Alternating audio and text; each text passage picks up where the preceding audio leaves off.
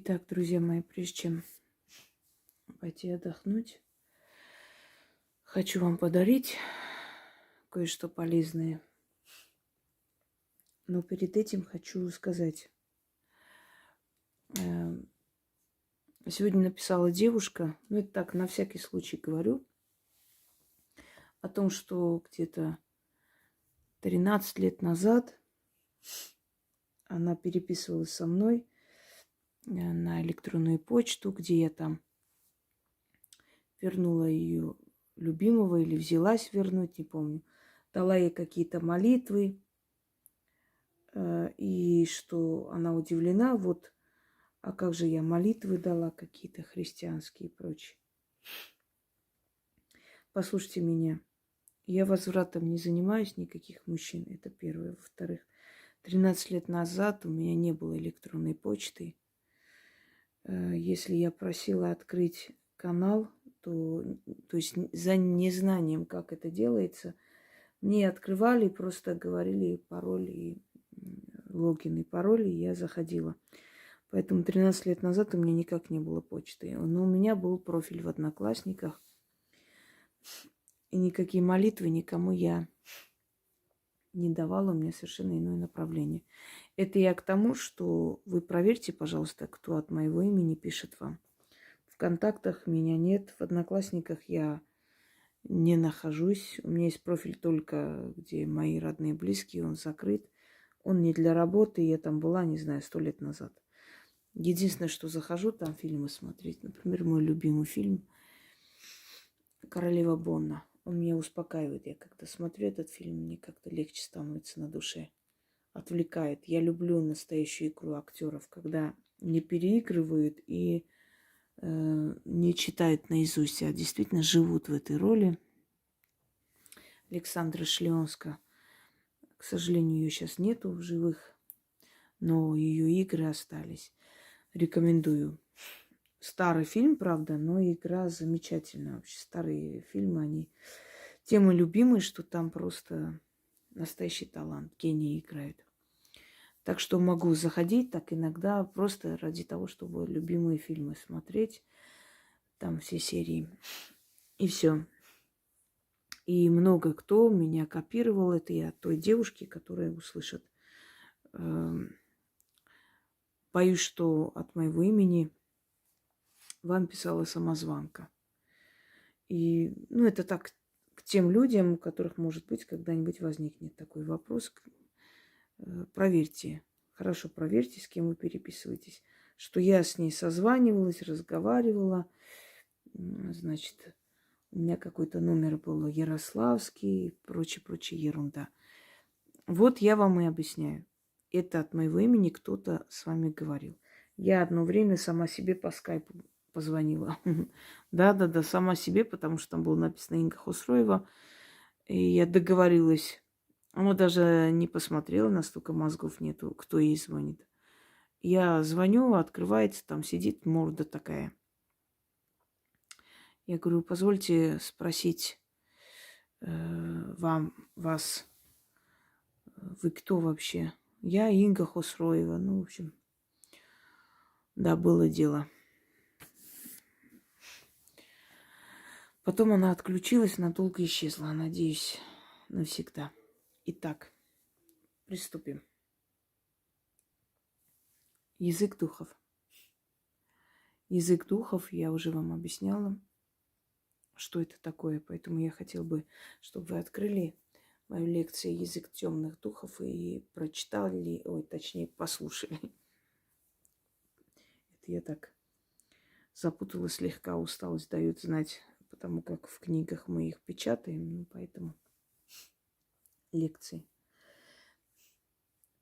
Язык духов разнообразен. Во-первых, это могут быть уже давно исчезнувшие языки, вымершие языки. Но, кроме всего прочего, духи между собой общаются не только на уровне подсознания, но еще на определенном языке, который нам непонятен. У вас бывали наверняка моменты, когда во сне вам говорят на каком-то непонятном языке, и вы во сне понимаете все, что вам сказали. Но просыпаетесь, и это теряется. Есть генетическая память наших предков. И если мы генетически, например, относимся к вымершим народам, которые слились с другими народами, очень может быть, что у нас приходят на ум определенные слова, незнакомые, то есть на звучание незнакомое, не знаете, о чем речь, но ощущение, что вы это уже слышали, и это вам очень родное и близкое. Языков духов очень много. Может быть, много миллионов. По крайней мере, все заговоры, которые мне приходят на языке духов, во сне или в подсознательном состоянии таком, либо, знаете, такое пограничное состояние между сном и явью, и навью. По крайней мере, у меня очень разные приходят языки, и приходят, для чего они нужны. Ведьма вычитывает из пластов информационных информацию, которая передается через нее людям. Я уже много дарила вам на языке духов. Они очень действенные, очень сильные. Очень сильные. Потому как на этом языке говорили десятки тысяч, может быть, и миллионов лет. И не важно, что эти языки вымерли, они сохранились в подсознании нашем или в энергетических пластах. Теперь хочу объяснить, что такое пласты. Вот есть, например, у археологов такая возможность определить, сколько тысяч лет, например, городу, который они нашли. Есть пласты земли. Вот смотрите, вот так пласт за пластом идет. Каждое тысячелетие оставляет определенный пласт. Люди жили там, у них были дома и так далее, умерли, все это сравнялось с землей вместе с ними, да, их могилы, их дома, их утварь, все это. И это в течение тысячи лет определяет определенный пласт. То же самое есть информационный пласт. Вот поколение нашей бабушки, дедушки были молодые, разговаривали, развлекались, любили друг друга, ненавидели и так далее, жили. И все их голоса, все их слова, все их эмоции, все это сохранилось в информационном пласте. Вот как Вселенная, как пластинка, как пленка. То есть записывает у себя. Вот все, что мы создали, это не от балды пришло, это от Вселенной. И у Вселенной точно так же есть записывающие вот такие вот устройства. Почему мы думаем, что только у нас, вот мы додумались, что можно это записать и сохранить. Это в мироздании давно есть, вот информационные пласты. Именно поэтому в старых зеркалах мы видим хозяев этих зеркал, например, можем увидеть какие-то моменты даже жизни. Иногда бывает, что человек, вглядываясь в старое зеркало ночью, такое ощущение, что видит чужой дом, вообще другую обстановку. Но это на секунду, потом исчезает. То есть это вот впитывает, это тоже как видеопленка записывает эту информацию и сохраняет. Итак, при опасности. Можете еще прочитать, если, например, ваши любимые, близкие где-то далеко, и вы не можете дозвониться, и вы очень переживаете, боитесь. Начитайте это. Начитайте это 6 раз, 12 раз, то есть столько раз, пока вам не станет легче, ощущение, как страх отпустил. И они тут же выйдут на связь. Проверка какая-нибудь, опасность, страх. Вот вы выходите ночью, едете там, ну, страшно в дороге, всякое может случиться. Знаете, очень много разбойников с большой дороги, да, и много опасностей, особенно в дороге. Начитайте для себя, страх отпустил и поезжайте. То есть при опасности, любой опасности, начитывайте, и она вас минует. Эсо ви эльмо, мия руа, икервай, зимги ассами, моисте, ассами, диаде мио, ви асте мио, весима, астера весима, луаро, истае, диамагне, эриме, сиамере, эриме, астено, эриме, анверум мио эст. Представляете, какой красивый язык? Значение не могу вам передать, я не знаю сама, но я знаю, что если мне это передали, значит, это будет помогать именно для этого случая. Единственное, могу сказать, что Дия все-таки богиня означает это с латыни. Ну, если так учесть, что все языки имеют общий корень, неудивительно, что некоторые слова могут напоминать, может, латынь, может быть. Я помню, как-то мне написали из Карачаево-Черкесии, то есть именно черкешенка написала девушка после одного заговора на языке духов. Она сказала, что это на их языке некоторые слова она просто поняла, что означало «открой дверь», «впусти», «открой мне тайну» и так далее. Понимаете, вот вымерший язык, да не совсем вымерший, как оказалось.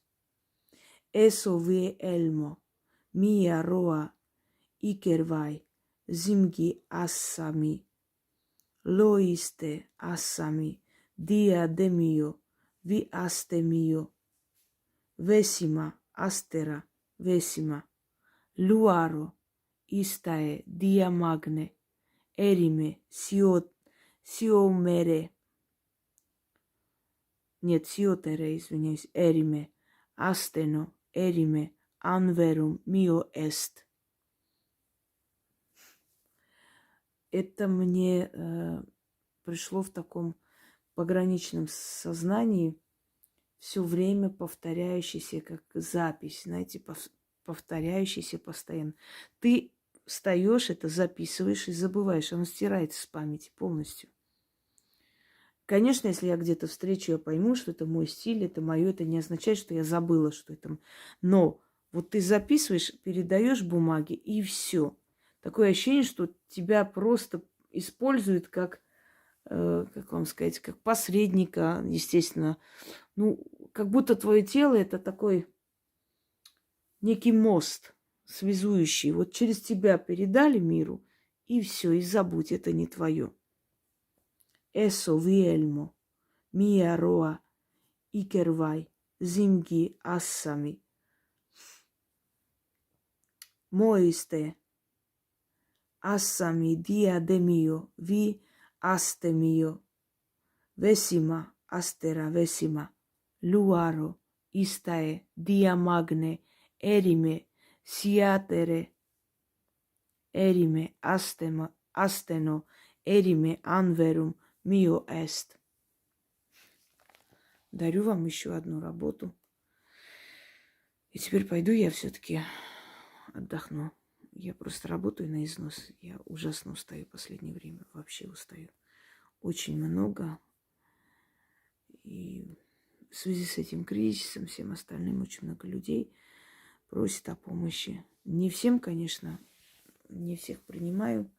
Я беру выборочно, но даже в этом случае огромное количество людей. Все, друзья мои, всем удачи, всех благ и всем всего хорошего.